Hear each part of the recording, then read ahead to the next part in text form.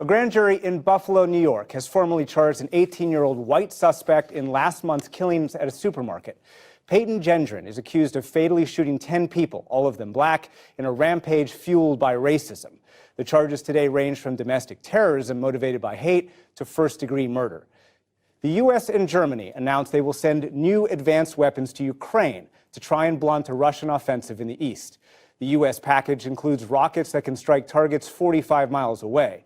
Germany is sending air defense missiles.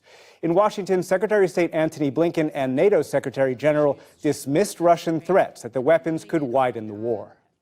Specifically with regard to weapon systems being provided, the Ukrainians have given us assurances that they will not use these systems against targets on Russian territory.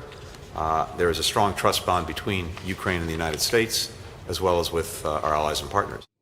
In Ukraine today, Russian forces occupied more of Severodonetsk, the final Ukrainian-held city in Luhansk.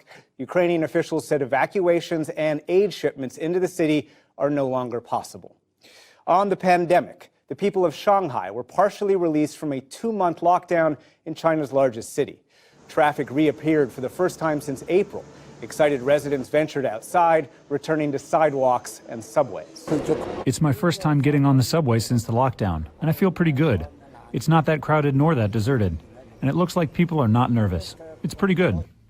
Meanwhile, the World Health Organization warned that a COVID outbreak in North Korea appears to be getting worse. Officials appealed to the North for more information. The number 2 executive at Facebook's parent Meta is stepping down. Sheryl Sandberg announced today she's leaving after 14 years as chief operating officer. Sandberg helped build the company into a powerhouse, but also drew criticism for underplaying how Facebook was exploited during the 2016 elections and the January 6th riot at the U.S. Capitol. In court news today, the man who shot President Reagan 41 years ago will gain his full freedom on June the 15th. A federal judge in Washington ruled John Hinckley is no longer a danger to himself or others. He's now 67.